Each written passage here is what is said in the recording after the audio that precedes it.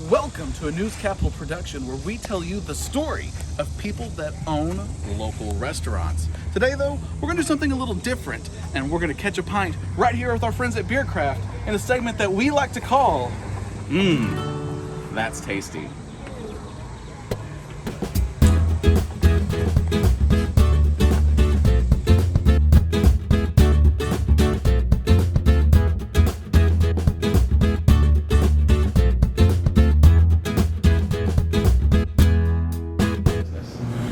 BJ Howell with BierKraft Brewery, McAlester, Oklahoma. You can tell us a little bit, but tell us through your side of how the whole thing got started. Well, we've been friends for a long time, and there's been a lot of home brews, and there's been a lot of beer consumed over the years. And I don't know, with the culture changing a little bit, and some of the events downtown, and just a lot of action taking place in town, it was like, man, we could use another brewery, like a brewery tap room, something that we've seen and enjoyed abroad and in bigger cities. And just kind of came together over some beers. I think it was a St. Patrick's Day party or Oktoberfest party, one of those. Fitting either way. Fitting either way. So where did the name come from? There was a couple of names that we had thought about, and when you start running trademarks and registrations, they start getting canceled out. It's like band names.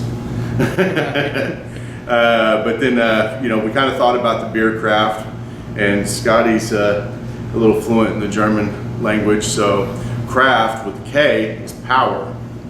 So beer power seemed pretty cool. I mean, and it looks cool on the label. So I didn't know that's what that meant. That's awesome. Yeah. So obviously you've been around now for quite a few months and become very popular. What has been the reception that people have told you about your beers and what they've liked? We've had a very warm reception, and I think after the last year, people were really excited to have something to do, and everything happens for a reason. And it just kind of, could have picked a better time to open, kind of.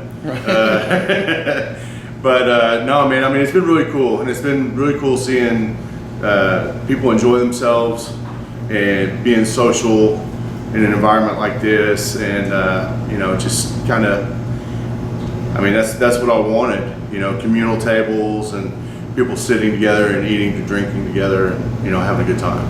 Yeah. And so, in addition to the beers, we'll get back to them in a minute, but we talked about you have a little bit of snacks to go along with them. We do have some little snacks. Got a soft pretzel that we serve with the Dusseldorf mustard with pimento cheese if ordered. We've got a little Landjaeger sausage that's popular up north. It's a cured piece of sausage. They usually sell it in the pairs up north. We serve it with the mustard and some pickled onions, house-made pickled onions and crackers. And then we've got the cheese board that's kind of a moving target on the cheeses, but trying to keep some stuff local. And then some from Scotty's hometown. It's pretty good value for what it is. My name is William Sean Scott, and our brewery is called BierKraft. So, what made you guys want to open up a brewery?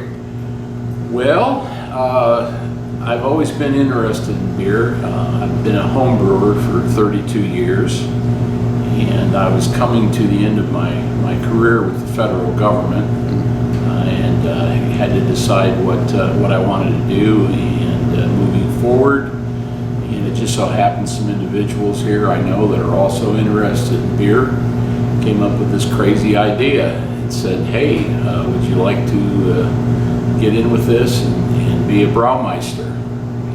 And I thought about it, and I thought, you know what, that's not a bad idea. So it helped me make my retirement decision a little bit easier. Right. So I know it's a lot of European style beers. Was that kind of always the plan, or? Yeah, it's sort of a niche because a lot of the American craft brewery is going in the direction of extreme beers and flavored beers and pastry stuff and all kinds of crazy things. And there's not a lot of places that you can go and just get a regular classic beer style. So we thought that would be a good thing to do. And it also gives people around here that may not have the chance to travel or actually taste these beers the way they're presented when they're fresh. A lot of times they could come over in a bottle in the boat, the slow boat, and depending on the time of year and how long it's been in the liquor store shelves, it's just simply not the same. So we thought that would be a good thing to do, is just stick with the traditional styles and kind of educate people about the history of the beers, why they were popular, why they evolved the way they did. It may have to do with the natural materials that were available, the type of water they had to brew with, taxation, wars, all kinds of reasons why things changed and why certain people drink certain beers in certain cities. So right now we've got 8 beers currently. We've got 2 non-alcoholic beverages on draft. We've got a pretty good sized wine list, a barrel-aged cab. We've got a peach wine that's coming out of Muskogee. But on the beer side, they're traditional ales, lagers, and we can do flights. I mean, you can come in and you don't have to be committed to a pint.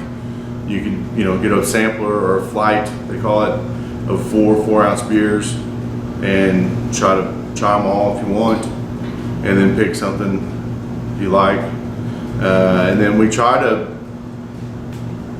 pour the glass, or pour the beer in the glass that it's representation. The German wheat beer goes in the wheat beer glass. The stouts and pills go in the pint glass, and the Willy Becker and the Belgians go in the tulip glass. Just trying to give everybody a little bit of knowledge on what they're drinking and how they're drinking it. If anybody wants to see if you've got an event coming up or wants to know more, how can they reach out? So we're on Facebook, we're on Instagram, and then we're on Untapped as a venue.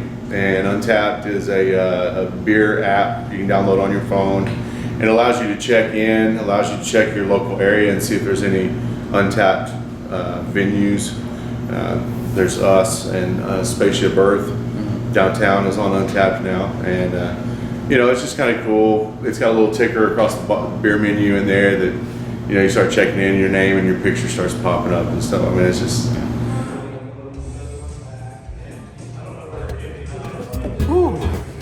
Well, that's going to do it for us from here at That's Tasty.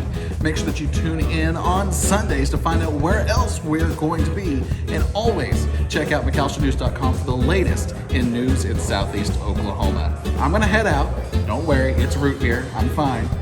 But we're going to see you next time right here on That's Tasty.